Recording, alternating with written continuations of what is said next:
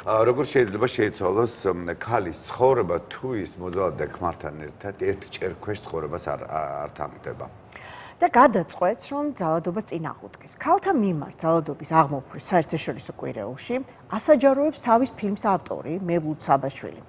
ფილმს გამყოფი ხაზი ჰქვია და მართლაც გამყოფ ხაზს წარმოადგენს ძალადობის წინააღმდეგ მებრძოლი და მოძალადის მოსჩელებაში მყოფი ორი ქალის ისტორიას შორის. უფრო კი ერთი ქალისას, რომელსაც ამ ორი გზიდან აქვს ასარჩევი, რჩება მსხვერპლად, თუ თავს დააღწევს ძალადობას.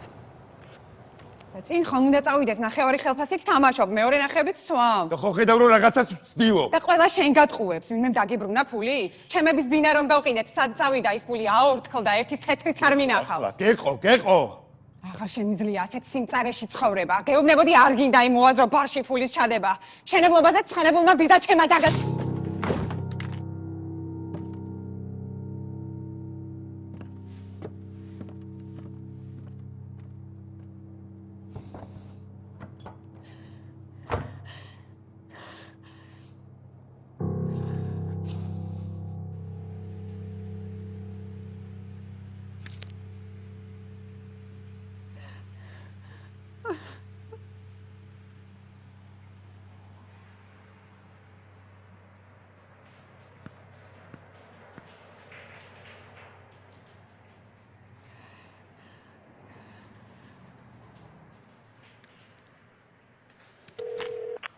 ერთი გისმენთ? ერთი გისმენთ? ქმარმა ხელი დამარცხდა. თქვენი მისამართი და სახელი მითხარით. გამყოფი ხაზი. გამყოფი ხაზი ქალის ორ ცხოვრებას წარმოგვიდგენს, ასეთია ფილმის რეჟისორის გადაწყვეტილება, რადგან მოძალაძესთან ერთად ცხოვრებმა ქალებმა გვერდიდან შეხედონ ამ პრობლემას, ქალმაც და იმ გადაწყვეტილებების მიმღებმა პირებმაც, ვისაც ქალთა უსაფრთხოების დაცვა ევალება ჩვენს ქვეყანაში. მევლუდ საბაშვილი რეჟისორი მინდა ჩავთოთ ბათუმიდან, თუ უკვე ხაზზეა. მოგესალმებით მევლუდ, მადლობას გიხდით ჩვენს გადაცემაში მონაწილეობისთვის და ამ თქვენი მოკლემეტრაჟიანი ფილმის გასაჯაროებისთვისაც გამყოფი ხაზი რომ ჰქვია. მე არ წარმომიდგენია, ვინც ეს ფრაგმენტი ნახა, არ მოესურვოს ნახოს ფილმი სრულად. ყველას, ვისაც თავად აქვს ეს ისტორია, ვინც არ გამორიცხავს, რომ ძალადობა შეიძლება გამოიაროს, მან თუ მისმა ახლობელმა და ოჯახის წევრმა. ასეთი იყო თქვენთვისაც ალბათ, როგორც ავტორისთვის ეს ჩანაფიქრი, ტელეპიროლებმა მოგაქციათ ყურადღება სწორედ ამ ფილმის გამო, ისე კი ვიცით, რომ არ არის ეს პირველი ფილმი, ხო, თქვენთვის. მელუდ, თუ შეიძლება რომ აგვიხსნათ თქვენი მიზანი ამ ფილმის შექმნისა. მოგესალმებით, ძალიან დიდი მადლობა მოწვევისათვის, მივესალმები ასევე თქვენ მაყურებელს და დიდი მადლობა კეთილი სიტყვებისთვის და მიზანს რაც ეხება, ხო, ჩვენთვის, ჩემთვის პირველ რიგში მიზანი იყო, რომ შემექმნა ფილმი, რომელიც საინტერესო ყურებელი იქნებოდა და რომელიც ილაპარაკებდა ისეთ თემებზე, როდესაც ფილმი რომ დამთავრდება, მაყურებლებმა ხალხმა გააგრძელოს მასზე ლაპარაკი და იყოს ეს დისკუსიის საგანი. როგორც ასეთი რომ მე ვინმე ახლა ცხოვრება ვასწავლო, ასეთ მიზანს ასე ვთქვათ არ ვისახავ, მაგრამ ჩემთვის მნიშვნელოვანი იყო რომ მომეყოლა ისტორია, რომელიც აი ხო მაყურებელში გააღვიებდა იმის ინტერესს, რომ თემაში უფრო ჩაეხედოს და თვითონ ადამიანებმაც ნახონ როგორ ხდება ეს ყველაფერი, მიუხედავად იმისა, რომ ჩვენ გვესმის ეს ისტორიები ძალიან ხშირად და სამწუხარო ძალიან ხშირად გვესმის ასეთი მსგავსი ისტორიები და მე ბავშვიც როცა ვიყავი, მესმოდა ასეთი ისტორიები და ვფიქრობ რომ ნითუმეტეს ბავშვები არ უნდა გაიგოს ასეთი ისტორიები, მაგრამ არის მომენტი, როდესაც რომ ამას არ ვხედავთ. და მე როდესაც აი ფილმის პრემიერა ჰქონდა ჩაკეტილ წრეში, კინოკლუბებში, ერთმა ფსიქოლოგმა ქალმა მითხრა, რომელიც მუშაობს ამ საკითხზე, ასეთ ქალებთან მუშაობს, რომლებმაც ძალადობას დააღწეს თავი და მითხრა, რომ ქალებს ძალიან უჭირთ ცხოვრების დაწყება შემდეგო, იმიტომ რომ ეს ისეთი განგრძობითი პროცესიაო და მადლობა მითხრა, რომ აი ეს ვიზუალურად როდესაც ხედავს ადამიანი, სულ სხვა არის, ვიდრე როდესაც ვიღაცა გეუბნება ამას და სწორედ ეს ვიზუალური განზრახვა იყო ამ ფილმის ფორმა, სარეჟისორო გადაწყვეტილება და ფორმა. მე ხას გასმით უსვამ ამას, ხას იმიტომ რომ მე მაინც ვფიქრობ, რომ ეს არის ფილმი, მოკლე ფილმია თან, უნდა ნახოს ძალიან ბევრმა, ვისაც აღელვებს ეს თემა, ვინც ფიქრობს, რომ თავის შვილს არ უნდა დაემართოს მსგავსი რამ, ვინც ფიქრობს, რომ თვითონ რო დააღწიოს ამ ყველაფერს თავი მერე ძალიან გაუჭირდება. ეხლა რატომ ვსაუბრობთ თქვენს გადაწყვეტილებაზე და ამ ფორმაზე? ვსაუბრობთ იმიტომ, რომ რეჟისორმა მაყურებელს მინდა უთხრა, აი ხა ჩვენ შორის ხო გამყოფი ხაზია, როგორ საით არის. ხო, აი ასე გაყო ეკრანზე იმ ქალის ცხოვრება, რომელმაც 112-ში დარეკა და ძალადობის აღმოსაფხრელად ნაბიჯი გადადგა და ეკრანის ცალ მხარეს კი რჩება ის ქალი, ვინც ვერ გაბედა 112-ზე დარეკვა. ეს კონტრასტი, ერთი ქალის ორი ისტორია, როგორ გაგრძელდა ცხოვრება მას შემდეგ, რაც მან გადაწყვიტა წინაღუდგეს ძალადობას. აი ეს ორი პარალელურად წარმოდგენილი ისტორია ამ კონტრასტში მართლაც ძალიან თვალსაჩინოდ ასახავს პროცესს. და ამისთვის გიხდით მადლობას ამ ფორმისთვის. სხვათა შორის მინდა რომ აუცილებლად ასევე ავგნიშნოთ ისიც რომ თქვენ თვითონ ახსენეთ ახლა რომ ფსიქოლოგმაო ერთ-ერთი ჩვენების დროსო მევლუთ ხო მითხრაო რომ ახლიდან დაწყებაო ცხოვრებისო ქალებსო მერე უჭირთო. აი როგორ ფიქრობთ თქვენ რომელმაც იმუშავეთ ამ ფილმზე იფიქრეთ როგორ გადაგეღოთ ძალადობაზე აი ვისი პასუხისგებლობა უნდა იყოს ხელშეწყობა ასეთი ქალებისა ძალადობა გამოვლილი ქალების მეორე ხელახლა დაწყებული ცხოვრებისა. დიახ, მადლობა შეკითხვისთვის.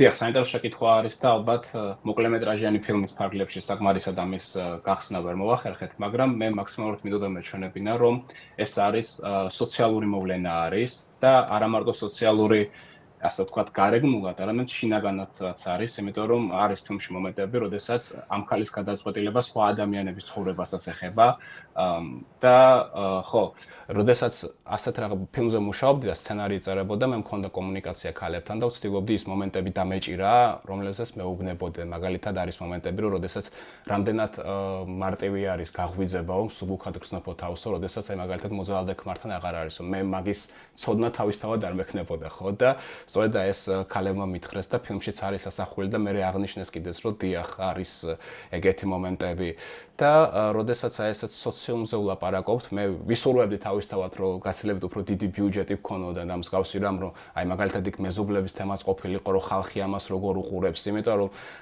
პოლიციაც არის მაგალითად ფილმში და ჩემი მიზანი იყო რომ მაგალითად მაქსიმალურად როგორ უნდა იყოს ეს სიტუაცია ეს წარმომედგინა და აღნიშნეს კიდეც ეს პრემიერებზე რომ კარგი იქნებოდა რომ მეორე მხარესაც ეყურებინა ეს ფილმი, რომ ზოგჯერ არის შეიძლება ის ძალიან სამწუხაროდ ადამიანი ხალხისა, რომლებიც ვერ იაზრებს, რამდენად ტოქსიკურები არიან ამ ურთიერთობაში, იმიტომ რომ ეს ძალადობა შეიძლება იყოს არა მხოლოდ ფიზიკური, არამედ ვერბალური, ზოგჯერ ქცევითი ძალადობა შეიძლება იყოს, როდესაც ადამიანს ჩარჩოში აყენებ და დიახ, მე შევეცადე მაქსიმალურად რომ სოციალური მომენტი ყოფილიყო და სწორედ პასუხისმგებლობასაც მე ვფიქრობ, რომ არა მარტო შინაგანად მოდის ადამიანისგან, არამედ სოციუმიც უნდა მაქსიმალურად გარკვეული იყოს ამ თემაში. ბათუმიდან გვერდთვებით, მიუხედავად იმისა, რომ ეს ფილმი უკვე ტევ პირველმაც უჩვენა და იყო სატელევიზიო პრემიერაც, ეხლა გადაწყვიტეთ გასულ კვირას ქალთა ძალადობის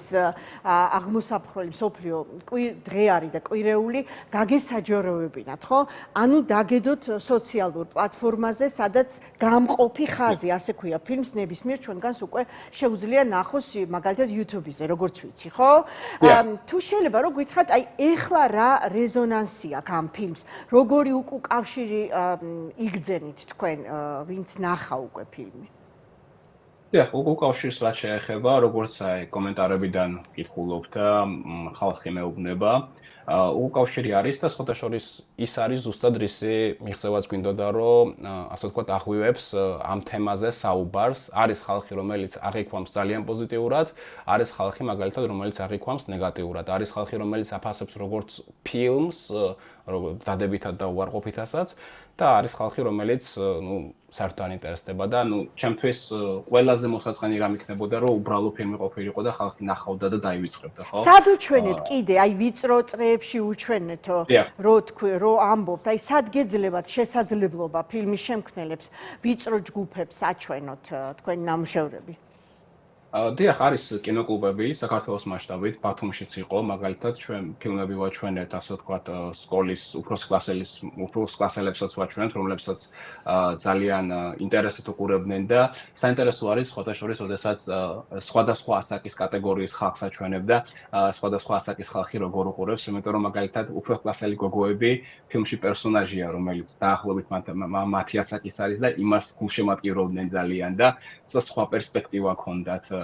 მამაკაცები ზოგჯერ არის რომ მაგალითად კასის კუთხიდან უდგებიან, კი არა მართლებენ, მაგრამ აი სხვანაირად უყურებენ მაინც და საინტერესო არის და მე მგონი ძალიან ნებისმიერი კინო ადამიანი ვინც იღებს ფილმს, ძალიან კარგი არის ასეთ კინოკლუბებში ჩვენება. იმიტომ რომ იქცეს თემა სადისკუსიოდ, ხო? დისკუსია არის ძალიან მნიშვნელოვანი იმისთვის, რომ გავიაზროთ ეს პრობლემები უკეთ, ხო? მე ვლოდ ერთი წუთი დაგვრჩა, ეს არ არის თქვენი პირველი ფილმი, მე ვიცი რომ რადიო თავისუფლების კონკურსისთვის გაქვთ შექმნილი ფილმები, ერთად გაქვთ გამოქვეყნებული თქვენ YouTube არხზე, შესაძლოა სხვა ნამუშევრებსაც გადავავლოთ თვალი.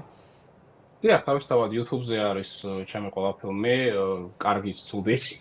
მე ამ სხვენია მაგისი, ნებისმიერი ფილმი მიღწევა არის რომ გადაიღოს და დიახ, YouTube გვერდზე მეულ საბაშვილი არხზე არის ფილმი, ჩემი წინა ფილმი გადახდის ბოლო დღეს, ისიც სოციალურ თემას ეხება, ფინანსურ პრობლემებს ადამიანსა და როგორ უმკლავდება ის და იმასაც საკმაოდ ისეთი კარგი რეზონანსი მოყვა და იმედი ვქონია რომ ეს ფილმიც მომავალშიც მსგავსად რეზონანსული იქნება. მადლობა კიდევ ერთხელ ხაზგასმით, მადლობა საინტერესო სარეჟისორო გადაწყვეტილებებისთვის უმცირეს ბიუჯეტზე რომ დგას ფილმი და რომელიც აუცილებლად იქცევა სადისკუსიოდ ნებისმიერ სივრცეში, აი ოჯახშიც კი, თანამშრომლებში, მეგობრებში, სადაც ერთად ნახავთ ფილმს სახელწოდებით გამყოფი ხაზი.